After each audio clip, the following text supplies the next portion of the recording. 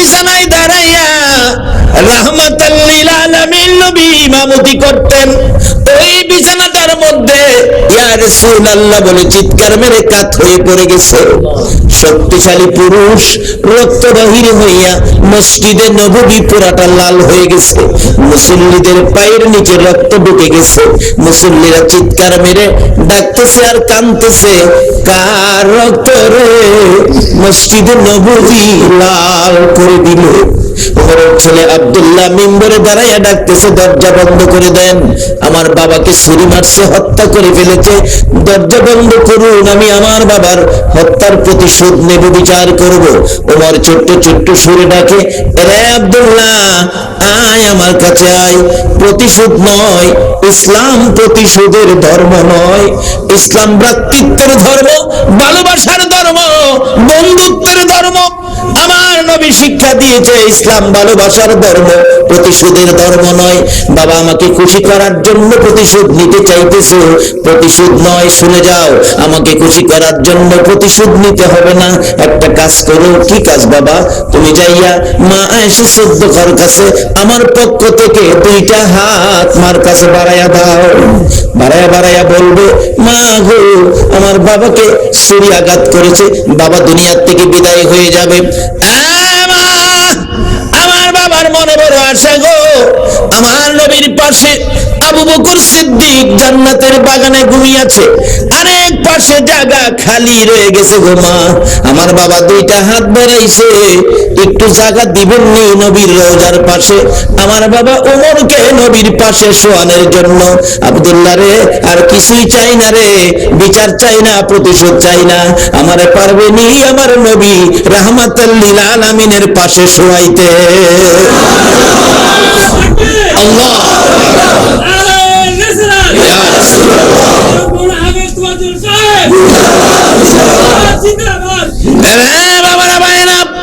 আজকে কারা গো সেই নবীর ভালোবাসায় বসে আছো?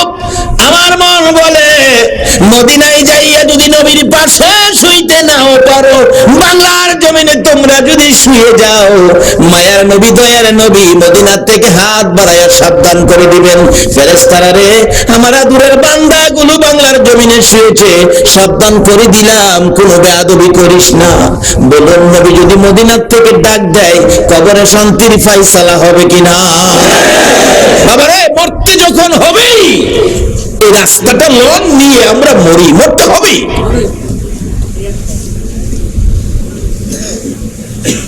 ওমর ডাক দিলেন, বাবা আমার জন্য নবীজির পাশে একটু জায়গা নিয়ে মঞ্জুর করাইতে পারো, তুমি একটু যাও, তাহলে আমি খুশি হব নবীর পাশে শুইতে। কিন্তু নবীর গোলামের খাতায় তো নাম লেখাইছে, দেখি নবী গোলাম রে কবুল করে কিনা। দৌড়ায় গেছে, মা গো আমার বাবাকে সর্বনাশ করেছে, বাবা একটু জায়গা আপনার কাছে চাইছে নবীর পাশে থাকতে, আবু বকর সিদ্দিকের মতো আমার বাবাকে একটু জায়গা দিবেন। কাঁদতেছে ছেলে। মা আয়েশা সিদ্দিকা বলেন, ইচ্ছে ছিল রাসূলের পাশে আমি থাকবো, তোমার বাবা আবদার করেছে, নাও তো করতে পারি না, রাসূল যদি কবুল করেন আমি তো না করতে পারবো না, তুমি দাঁড়াও দেখি আমার রাসূল কবুল করছেন কিনা।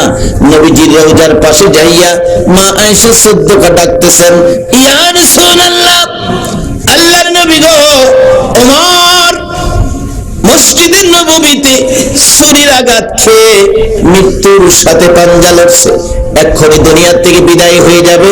নবী গো আপনার পাশে ওমর আসতে আবদার করেছে, আমার তো ইচ্ছে ছিল আমি আয়েশা আপনার পাশে থাকবো। আল্লাহর বন্ধু গো আপনি বলে দেন আমি আয়েশা আপনার পাশে থাকবো না আপনার ওমর আপনার পাশে থাকবে? আমার নবী রওজা পাকের ভিতর থেকে মা আয়েশা সিদ্দিকার দিকে লক্ষ্য করে ডাকতেছেন, রে আয়েশা কই রে আমার ওমর, আমি রাসূল অনুমতি দিলাম রে আমার ওমর আমার পাশে থাকবে। মদিনায় যাইয়া দেখেন আমার নবীর পাশে নবীর গোলামীর খাতায় নাম লেখাইয়া ওমর জান্নাতের বাগানে ঘুমাইছে। এই নবীর গোলামি খাতায় নাম লেখানোর জন্য কিছু সময় আপনারা দিয়ে নবীকে বাড়িতে নিতে আপনারা রাজি আছেন কিনা? নিলে কি হবে? আসতেছি সামনে। ওমরের ছেলে আব্দুল্লাহ দৌড়াইয়া যাইয়া দেখে ওমর একবারে জ্ঞান হারা হয়ে গেছে, চোখ খোলে না।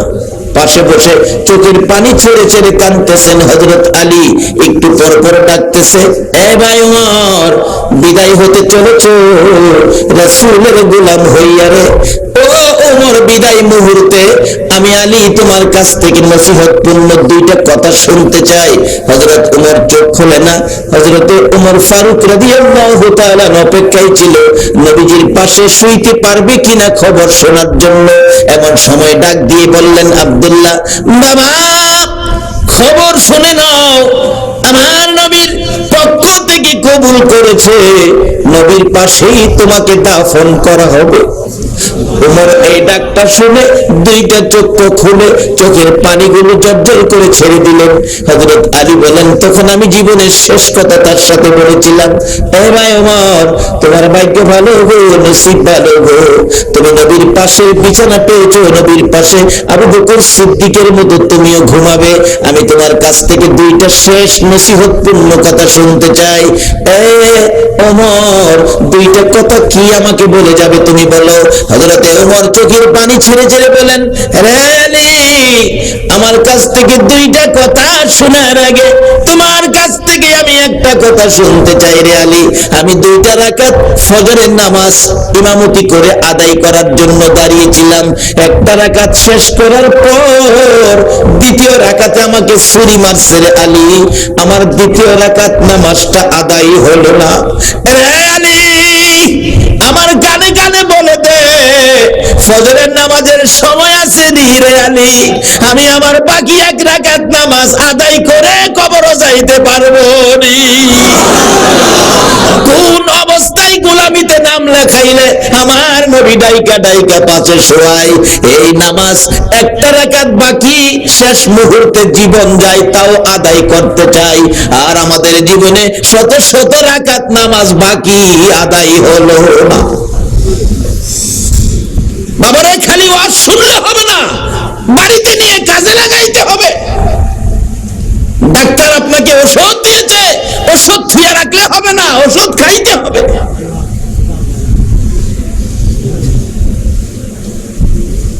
নবীর গোলামিতে নাম লেখাইলেন, এইভাবে নবীর পাশে শুইয়াছেন। এই নবীর গোলাম হতে কি আপনারা রাজি আছেন? এই নবীর উম্মত হইতে আপনারা রাজি আছেন? উম্মতের বরকত কত। বাবা আদম ওয়াজ করতেছে, কথাটা খেয়াল আছে নি? 3 নাম্বার গুণ, ওই নবীর উম্মত যত গুনাই করুক না কেন তার বাড়ির থেকে বের করে দিবে না। আর আমি যে আদম নবী, আমাকে তোমার মা হাওয়াকে, দুজনকে বেহেশতের থেকে বের করে দিচ্ছে। শীষ আলাইহিস সালাম মাথা নাড়ায়, বাবা ঠিকই তো দেখা যায়। বাবা 4 নাম্বার গুণ শোনো, ওই নবীর উম্মত যত গুনাই করুক না কেন তার পরনের কাপড় খুলে তাকে উলঙ্গ করবে না। আপনারা তো নামাজ পড়েন না, কারো কাপড় খুলে রাখি ফেরেশতারা?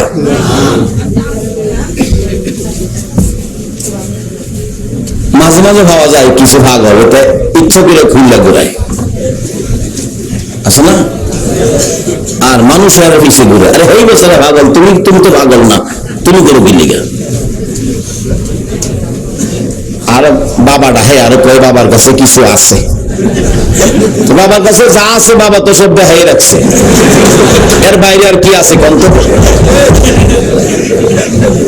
এগুলি না, বাবার কাছে কি আছে সেগুলি চিন্তা না করে, আর তুমি কি হইছ এগুলি চিন্তা করো।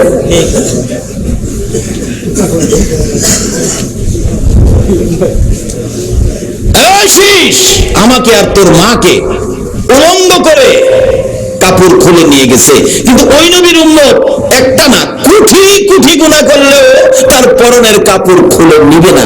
তাইলে আমার চাইতে হে নবীর উম্মতের গুণটা কি? 5 নাম্বার গুণ, ওই নবীর উম্মত যত গুনাহ করুক না কেন তার কাছ থেকে তার বিবিকে দূরে সরাইয়া দিবে না। আচ্ছা, আপনার পোলার মারে কি আপনি নামাজ পড়েন না দেখা ওই হালি শহর থেকে সরাইয়া কক্সবাজার ফেলাই দিছে? কোথার করে কেউ? এই শীষ, ওই নবীর উম্মত যত গুনাহই করুক না কেন, তার কাছ থেকে তার বিবিকে দূরে সরাইয়া দিবে না। আমার কাছ থেকে তোর মা হাওয়ারে কই যে নিয়ে ফেলাইছে রে, কই যাও পায় না। শীষ ফিস ফিস করিস না। যদি ওই নবী পাস, আমি তো পাইতাম না, তোর আমল যদি ওই নবী আহে তাইলে নবুয়তি ছাইরা দিয়া এই নবীর উম্মত হয়ে যায়। আল্লাহু আকবার বলো। শুধু শীষ নবী না, এভাবে আস্তে আস্তে শীষ আলাইহিস সালাম আরেক নবী এভাবে কইতে কইতে আইতেছে, নবুয়তি ছাইরা দিয়া উম্মত হয়ে যায় যদি পাও। ইদ্রিস আলাইহিস সালাম মেরাজের সফরে আমার নবী চতুর্থ আকাশে দেখা। রাসূল বলেন, ইদ্রিস তুমি কত ভাগ্যবান নবী, চতুর্থ আকাশে সশরীরে আল্লাহর জান্নাতে গেলা, নাজ নিয়ামত খাইলা, বেহেশতের হুরগুলা দেখছো, কি সুন্দর হুর দেখছেন না? তো যদি দেখতেন কাপড় কইটা খুইলা গেছে, খবর থাকতো না। 70 পেসের কাপড় পরলেও 70 পেসের কাপড়ের ভিতর দিয়া হুরের সুন্দর দেখা যাইবে।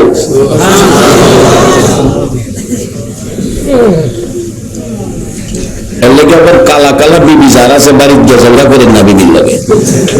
একটা ওয়াজ বিবির লেগে বাড়িতে নিয়েন।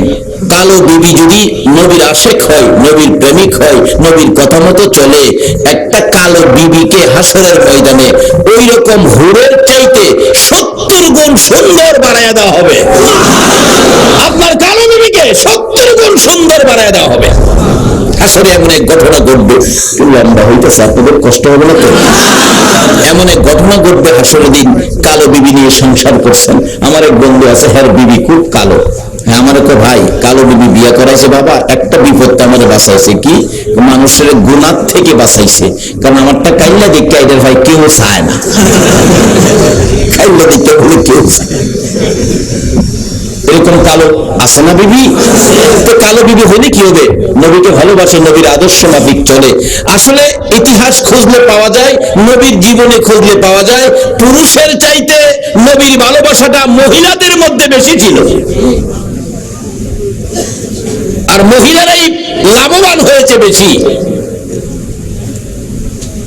কালো বিবি দুনিয়া সংসার করে 70 বছর কাটাইয়া গেলেন। হাসরের দিন ওই লোকটা বেহেশতি হবে, বিবিও বেহেশতি হবে। পিছনে বিবি ডাকবে, ও তিব্বতের বাপ, তুমি বেহেশত যাইতেছ গা, আমার নিতা না। দুনিয়াও কোথাও আমার সঙ্গে নিলা না, আমি কাইল্লা দেখা। কখনো বেহেশত যাইতেছ গা, আমার নিতা না। এর হিসেবে চাইতো না, হাতে কেব না না না, তোমার চেয়ে সুন্দরের বাজারে সে হুর পাইছি, এইতাম না। আচ্ছা না যাও, তুমি একবার চাও না আমার দিকে? না না, চাইতাম না।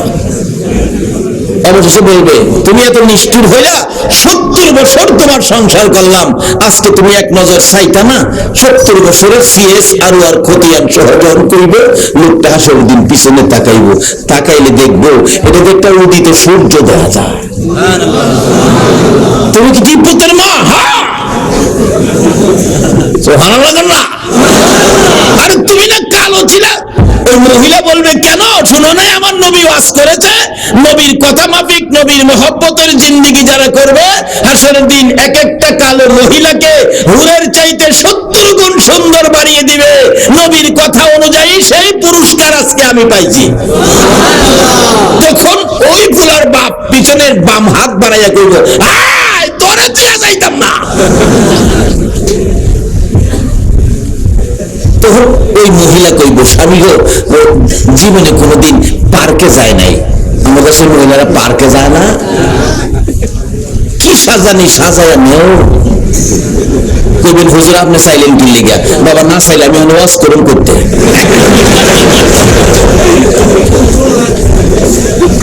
3 বার সাউন্ড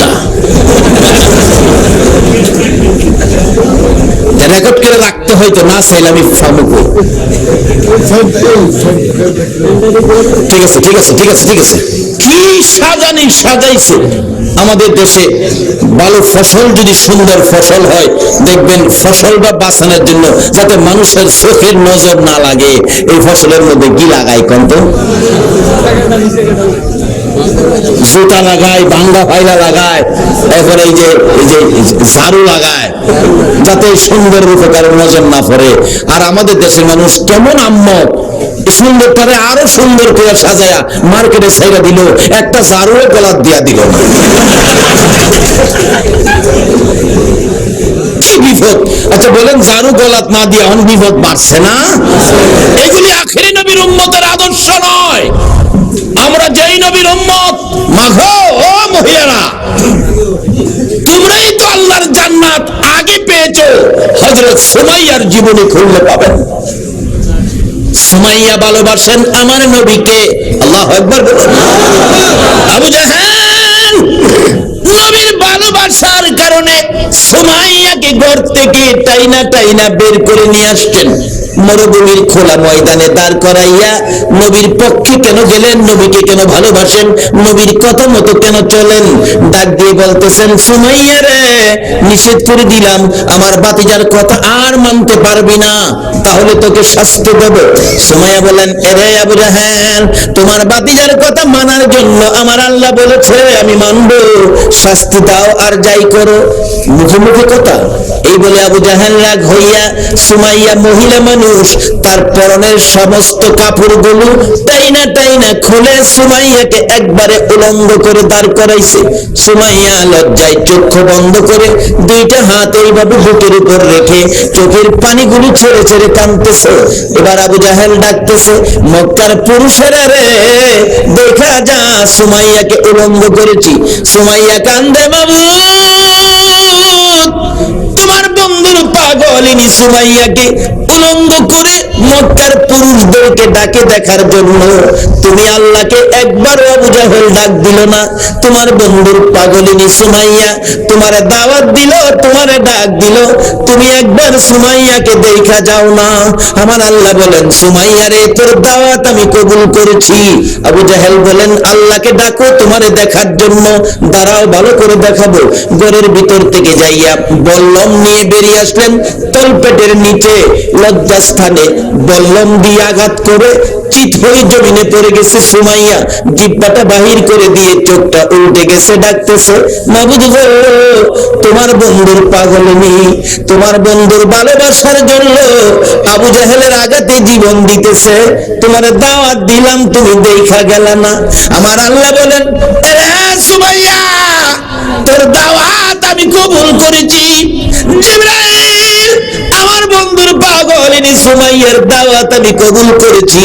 আমি দেখতে যাব, আমি কেমনে খালি হাতে যাব রে জিবরাইল? আমার বন্ধুর পাগলিনী দেখার জন্য খালি হাতে যাওয়া যায় না। আমার জান্নাতুল ফেরদাউসটা উঠাইয়া দে, আমি আমার সুমাইয়ার জান্নাতুল ফেরদাউস দান করে দিলাম। পৃথিবীতে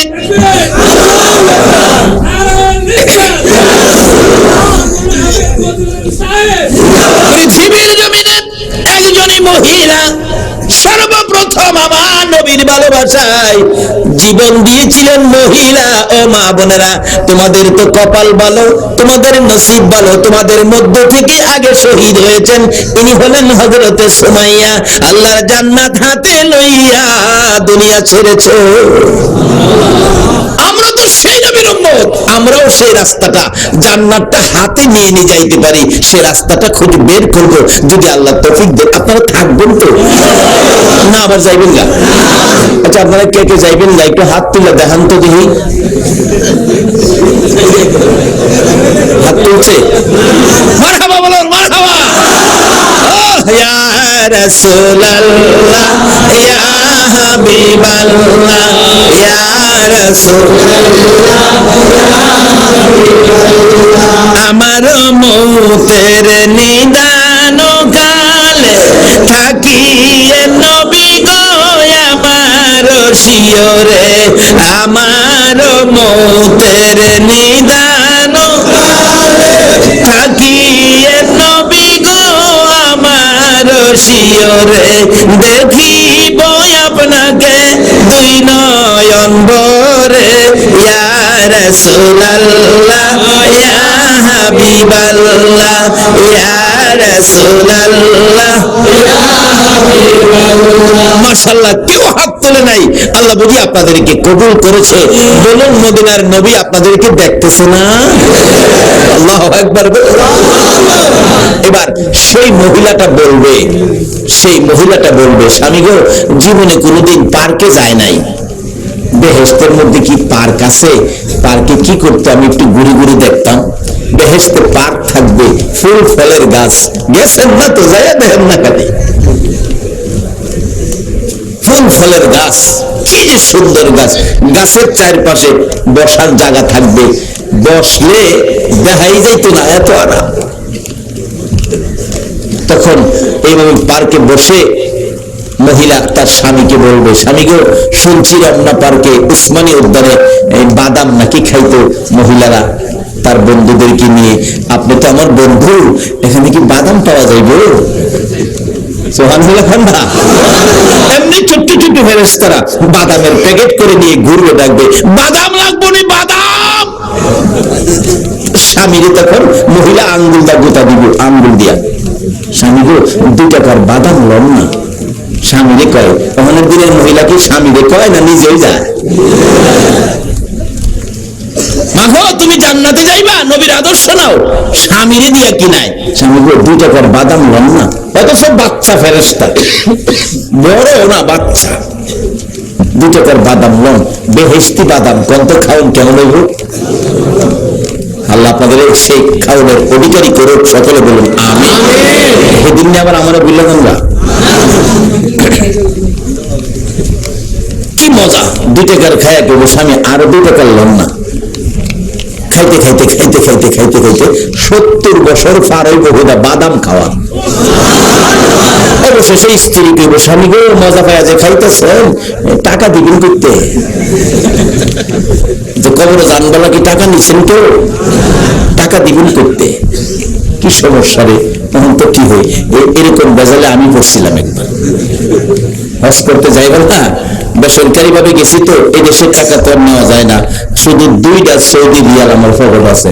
আর তো থাকা খাওয়ার সবকিছু যেই ট্রাভেলস এর আন্ডারে গেছি, যে মোয়াল্লেমের আন্ডারে গেছি, সেরাই তো করবে, আমার তো টাকা লাগবে। এই দেশে গেলে তো ভাই বাতি যা আছে, টাকা পয়সার অভাব নাই, 2টা টাকা পকেটে। বিমান ছাড়ছে পরেই মাইকে কইতেছে, আমরা এখন 33,000 ফিট উপরে আছি, বেল খুললাম, বেল খুললে লেচি করেন না, সামনে খাওয়ান দিছি, কয়েক কিসিমের খাওয়ান। যারা বিমানে গেছেন দেখছেন তো।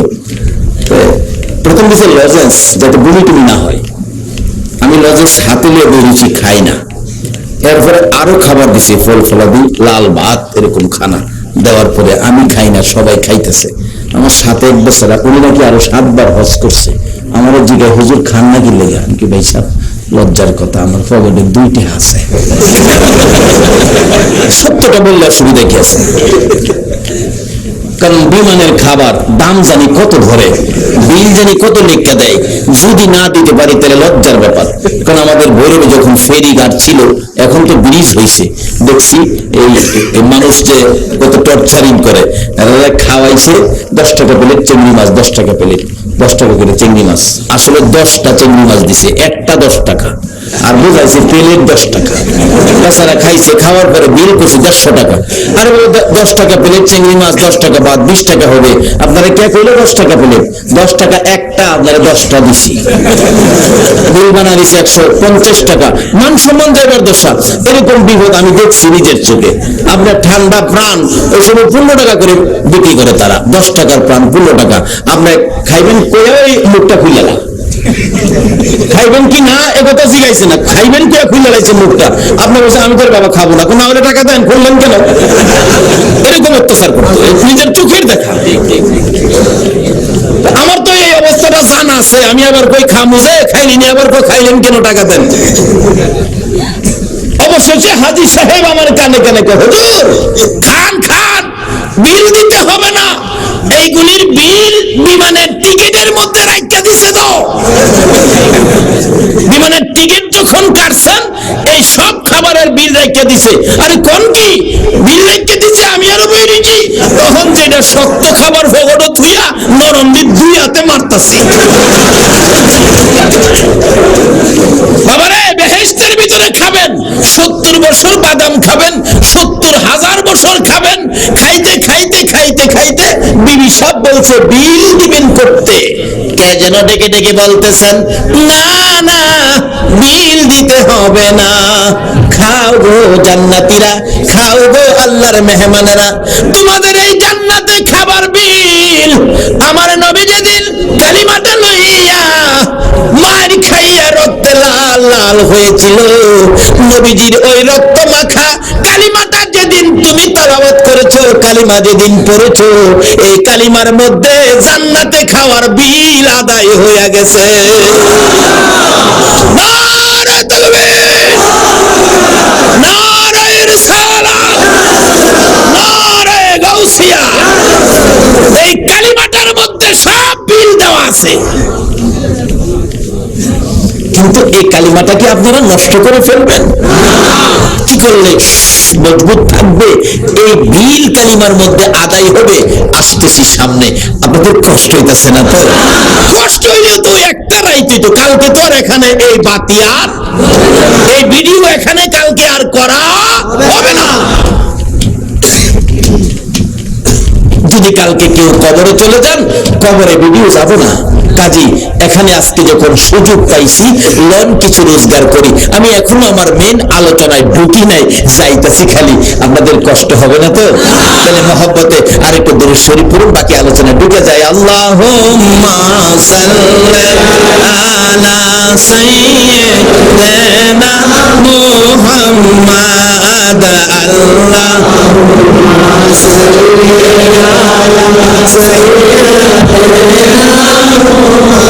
মাদানা বিয়ানা শাফিয়ানা মাওলানা মুহাম্মাদানা বিয়ানা শাফিয়ানা মাওলানা দিবানিশি মনের আমার আর দিও না যন্ত্রণা, দিবানিশি মনের আমার আর দিও না যন্ত্রণা।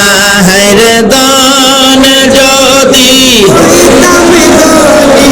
যাইতাম সোনার মদিনা, হেরে দন যদি যাইতাম সোনার মদিনা। আল্লাহুম্মা সাল্লি আলা সাইয়্যিদিনা মুহাম্মাদ। আল্লাহুম্মা সাল্লি আলা সাইয়্যিদিনা মুহাম্মাদ নাবিয়ানা শাফিয়ানা মাওলানা মুহাম্মাদ নাবিয়ানা শাফিয়ানা মাওলানা বালাগাল উলা বিকামালিহি কাশাফাত দুজা বিজামালিহি আসনাত জামিউ খিসালিহি সাল্লাল্লাহু আলাইহি। ওই কালো মহিলা সুরের চাইতে 70 গুণ সুন্দর বাড়াইয়া দিবে। স্বামী তখন এই নিজের স্ত্রী লইয়া ওই জান্নাতে ঢুকবে আর জান্নাতের নাজ নিয়ামত খাবে। তাই রাসূল বলছিলেন ইদ্রিস নবীকে চতুর্থ আকাশে, কথাটা খেয়াল আছে? ইদ্রিস তুমি কত ভাগ্যবান নবী, সশরীরে জান্নাতে গিয়ে জান্নাতের নাজ নিয়ামত খাইলা, হুরবালা দেখলা, কি সুন্দর হুর।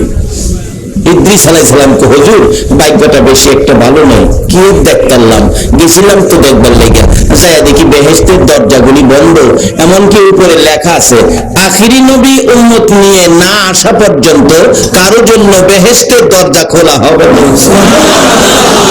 শুধু লেখা না, আসরের ময়দানে বেহেশতীরা বেহেশতে যাওয়ার জন্য যার যার নবী উম্মত নিয়ে রওনা হবেন। আদম আলাইহিস সালাম বেহেশতের দরজা বন্ধ, আওয়াজ দিবেন দরজা খোলো, দরজা খোলো, বেহেশতের ভিতর থেকে জবাব দিবেন কে? আমি আদি পিতা আদম আলাইহিস সালাম, আদি মানুষ। দরজা খোলো, আমার কিছু উম্মত আছে, এদেরকে বেহেশতে ঢুকাবো। ভিতর থেকে জবাব আসবে না না না, আখিরি নবী না আসা পর্যন্ত দরজা খোলা হবে না। ইব্রাহিম আলাইহিস সালাম যাবে, আমি জাতির পিতা ইব্রাহিম, আমার কিছু উম্মত নিয়ে আসছি, দরজা খোলো। ভিতর থেকে জবাব দিবেন আপনি কে? আমি ইব্রাহিম। না না না, যতক্ষণ পর্যন্ত আখিরি নবী উম্মত নিয়ে না আসবে ততক্ষণ পর্যন্ত জান্নাতের দরজা খোলা হবে না। ইদ্রিস নবী বলেন হুজুর, প্রত্যেকটা দরজায় লেখা আখিরি নবী উম্মত নিয়ে না আসা পর্যন্ত কারো জন্য জান্নাতের দরজা খোলা হবে না। নবী গো, আমার ভাগ্য ভালো হতো গো নবী, আমি ইদ্রিস নবী না হইয়া যদি আখিরি নবীর উম্মত হইয়া যাইতে পারতাম, তাহলে আমার ভাগ্য ভালো হইতো। আজকে সরাসরি সেই নবীর উম্মত হয়ে আরামের ঘুম হারাম করে নবীর ভালোবাসায় যারা এইভাবে রাত্র দিয়ে ঘন্টার পর ঘন্টা নবীর আলোচনা, কোরআনের আলোচনা শুনতে পারতেছেন, বলুন আপনাদের ভাগ্য ভালো না খারাপ? এবার আসুন, এই ভাগ্যটা বাইকটা নেই, ভালোটা কিভাবে নিবেন? আমি পবিত্র কোরআন শরীফ থেকে, হাদিস শরীফ থেকে যা তেলাওয়াত করেছি, সরাসরি এখন আলোচনায় ঢুকবো। আল্লাহ আমাদেরকে কবুল করুক, সকলে বলুন আমিন। আল্লাহর কোরআনে, এই কোরআন শরীফে আমাদের জন্য ওয়াজ করেছেন আল্লাহ নিজে। সর্বপ্রথম যা তেলাওয়াত করেছিলাম, ইন্নাল্লাহা আশতারা মিনাল মুমিনিনা আনফুসাহুম ওয়া আমওয়ালাহুম বিআন্না লাহুমুল জান্নাহ। আল্লাহ নিজে ওয়াজ করছেন, নিশ্চয়ই আমি আল্লাহ মুমিনদের সাথে ব্যবসা করি। জীবনে কত জায়গার কত মহাজনের সাথে ব্যবসা করছেন, আল্লাহর সাথে তো ব্যবসা করে দেখলেন না, কেমন লাগে? আল্লাহ কয় নিশ্চয়ই আমি আল্লাহ মুমিনদের সাথে ব্যবসা করি। এখন ব্যবসাটা কি করি? মুমিনের জান মাল খরিদ করি। জান হইল যারা আজকে এখানে শারীরিক ভাবে কষ্ট করে বসে আছেন, এটা আল্লাহর খরিদাকৃত জান। আর যারা টাকা পয়সা দিয়ে মাহফিলটা সাজিয়েছেন, বাবারে আপনারা কে? নবীর ভালোবাসায় পকেটের পয়সা, রোজগারের পয়সা দিয়ে এত বড় মাহফিলের আয়োজন করেছেন, এটা হলো মাল। আল্লাহ বলেন এরকম জান মাল আমি আল্লাহ খরিদ করি মুমিনের কাছ থেকে। বলুন কার কাছ থেকে? এখন মুমিন হইবেন কেমনে? মুমিন হইবেন কেমনে? মুমিন হইতে গেলে লাগবে কি? এটা হাদিস শরীফে আসছে। নবীজি একদিন প্রশ্ন করেন হযরত ওমরকে, ওমর তুমি আমাকে কেমন ভালোবাসো? ওমর বলেন হুজুর বলেন কি, আমি তো আমার ছেলে মেয়ে বিবি বাচ্চার চাইতে আপনাকে বেশি ভালোবাসি। রাসূল বলেন ওমর তুমি এখনো মুমিন হও নাই, অথচ নামাজ কম পড়ে নাই, রোজাও রাখেন, বাকি সব আমল করেন, তারপরে বলে মুমিন হয় নাই। হযরত ওমর বলেন বলেন কি, মুমিন হতে পারলাম না? রাসূল বলেন তুমি ঠিক করে বলো আমাকে কেমন ভালোবাসো? হুজুর ধন সম্পদ, বিবি বাচ্চা, বাড়িঘর সবচাইতে আপনাকে বেশি ভালোবাসি। রাসূল বলেন ওমর তুমি এখনো মুমিন হও নাই,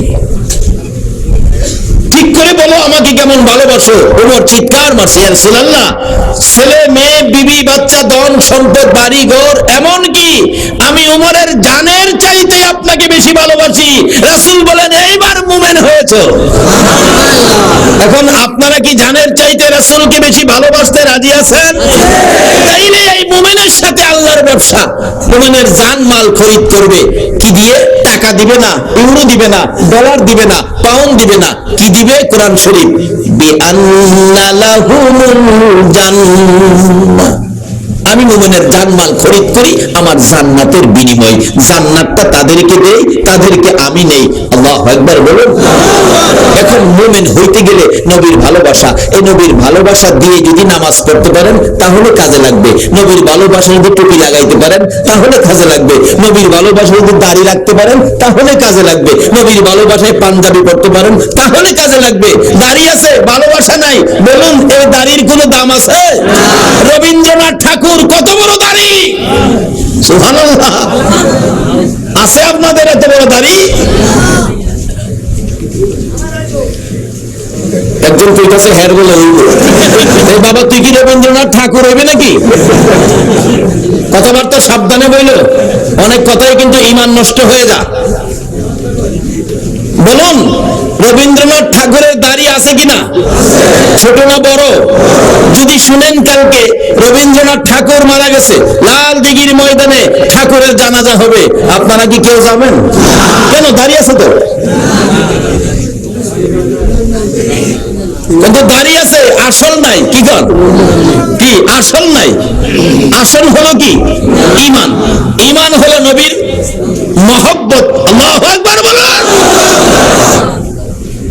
দাঁড়িয়ে আছে, ঈমান নাই, জানাজায় কেউ যাবেন না। কিন্তু যদি আজকে রাতে মাইকিং করা হয়, আগামীকাল সকাল 10টায় কবি নজরুলের জানাজা হবে লাল দিঘির ময়দানে, বলুন তো মুসলমান যাবে কিনা? কেন? তার তো দাঁড়িয়ে নাই। কি নাই? কি নাই? দাড়ি তো নাই। কি আছে? আর কি আছে? একটা আছে ঈমান, আর একটা কি আছে? নবীর। কারণ উনি গান গাইতেন। কি গান? তোরা দেখি যা আমিনা মায়ের কোলে, তোরা দেখি যা আমিনা মায়ের কোলে। নবী শান ও মান গাইতেন।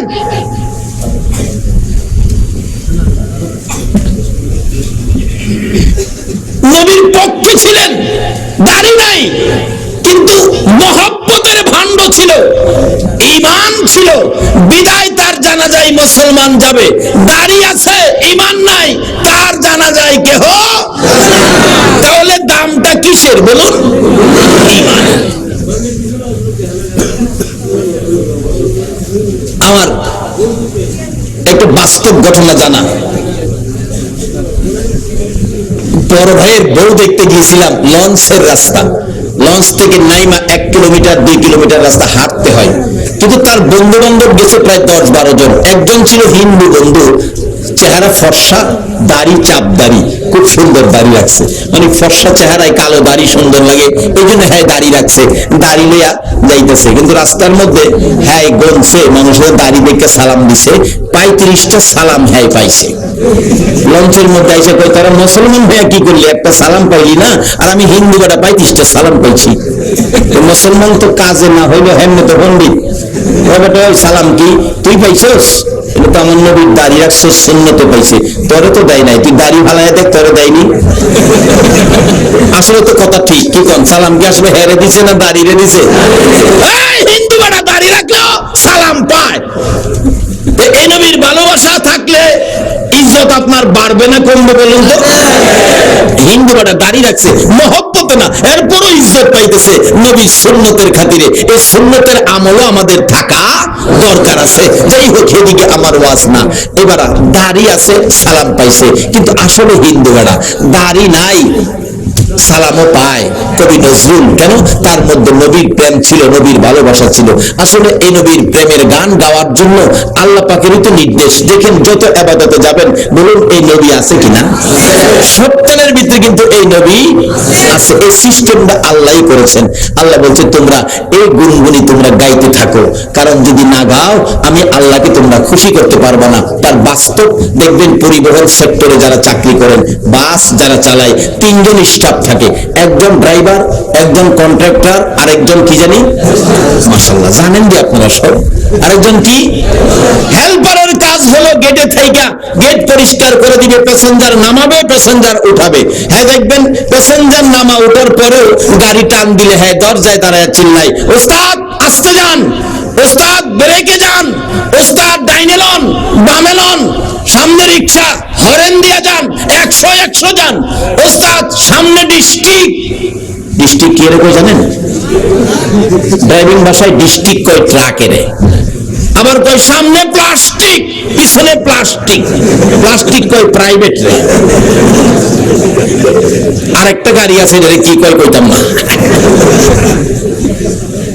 সামনে ডিস্ট্রিক্ট, পিছনে প্লাস্টিক। আচ্ছা উস্তাদ রে হ্যাঁ হেল্পার কোন লাগে কি লেগে উস্তাদ সহ দেয় না, নাকি ড্রাইভার সব কম দেহে? পিছনে যে প্লাস্টিক, সাইডে লুকিং গ্লাসও দেখে না, এরপরও হয় দেখবেন চিল্লাইব। একবার রাম সামনে রিক্সা হয় চিল্লানি দিছে না, ড্রাইভার কো হ্যাঁ লাত্তি মেরে নামায়া দেয়।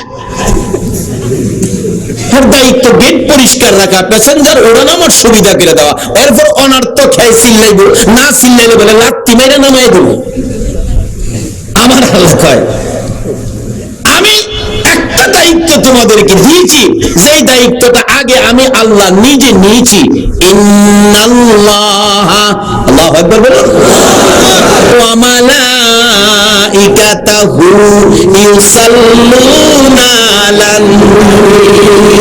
এরা দুনিয়ার মানুষ, তোমাদের কাছ থেকে এটা আমিও চাই, যে কাজটা আমি আল্লাহ করি, আমার হাবিবের উপর দরুদ ও সালাম পাঠ করি, ফেরেশতারা করে, তোমরা করো। তোমরা কারা?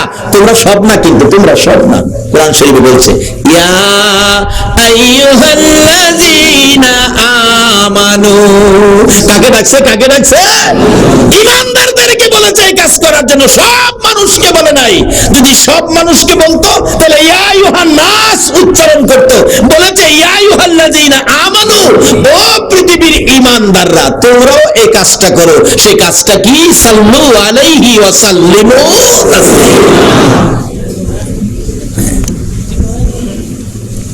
এটাই তো আমরা বাড়ি বাড়ি মিলাদুন নবী করি, মিলাদ মাহফিল করি, দুরূদ সালাম পাঠ করি।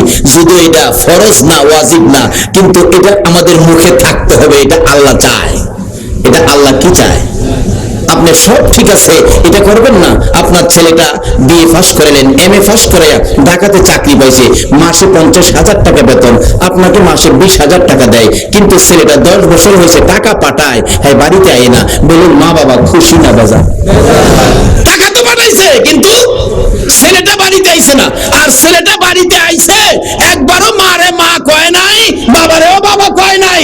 বলুন মা বাবা এত কিছু পাওয়ার পরেও মা বাবা খুশি না বেজার?